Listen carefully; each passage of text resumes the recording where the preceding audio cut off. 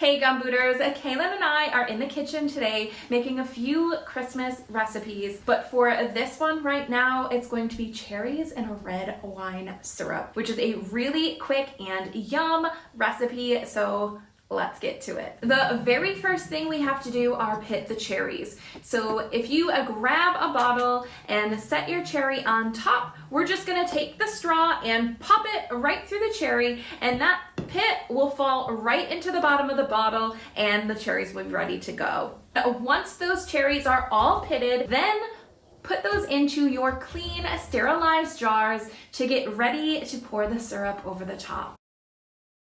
For this recipe, I just chose a Pinot Noir. Kaylin is going to start by putting the whole bottle of a red wine into the pot. You don't need anything special for your red wine because we're mixing in all different types of spices, so buy something relatively cheap. After the red wine's put in, he's going to put in 3/4 of a cup of white sugar. You can also use brown sugar for this as well. We're gonna use 1½ sticks of cinnamon, 1½ pieces of star anise, and 1 vanilla bean. Now with the vanilla bean, I have sliced it down the whole length just to let the goodness come out into our syrup a little bit better. Now that everything is into the pot, turn the burner on high. We want to bring that to a boil.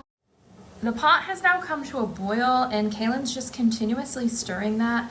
I think some of the alcohol would be cooking off right now, but I'm not sure what the alcohol content will be at the end. But we're just going to let this boil and then bring it to a simmer for 3 minutes. Then we'll use that to fill our jars. Kaylin has the amaretto, and again, I didn't get your special amaretto. I just got the cheap amaretto, which will be fine. And he's going to put in 7½ tablespoons of amaretto.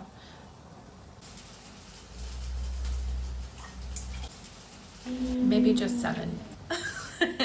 He has a very heaping tablespoons. And then he's going to give that a nice stir before we fill our jars up with our syrup.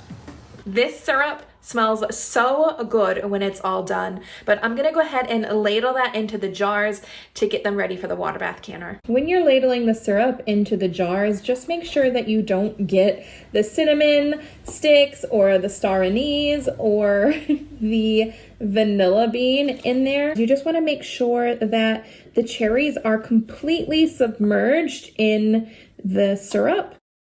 See how the cherries aren't covered yet? Yeah, we have to cover them a little bit more. But we also want to make sure that it doesn't, see how it's coming up towards the top? We don't want to put too much in there. So we do that. And then we have to press the cherries down in there.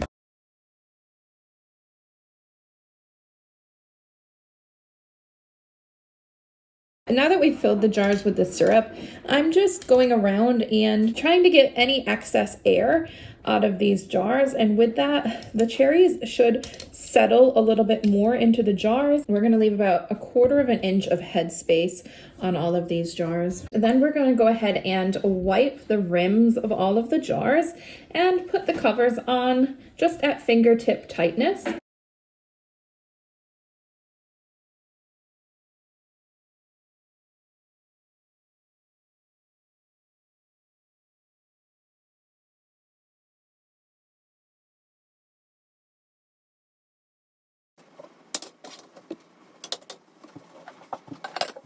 We have put all of our jars into the steam canner. You can either do this or water bath canning. What we're going to do is either bring it up to a rapid boil or wait until it hits that marker on our steam canner, and we're going to steam can this for 25 minutes. Then those cherries will be all done. And if you can, wait just a couple weeks before you dig into those cherries because they will taste that much better after they've been marinating in this syrup for a few weeks. We do have a little bit of our mixture left, so I am going to fill myself a little shot and we're gonna give this a taste. Cheers, guys.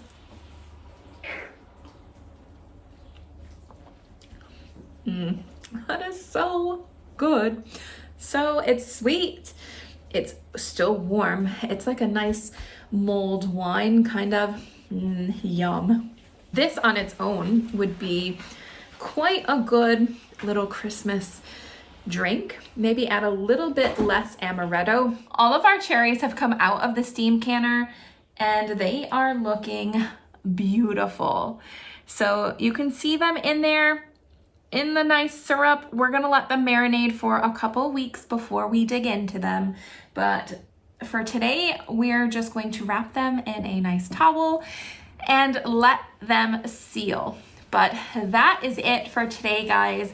I hope you get a chance to make these cherries for yourself because they are absolutely delicious. You can use them as a topping for ice cream or any other sort of dessert. You can mix them into a dessert. You can eat them plain. There are so many ways that you can have these cherries and they are so delicious. I will catch you in the next one. See you guys.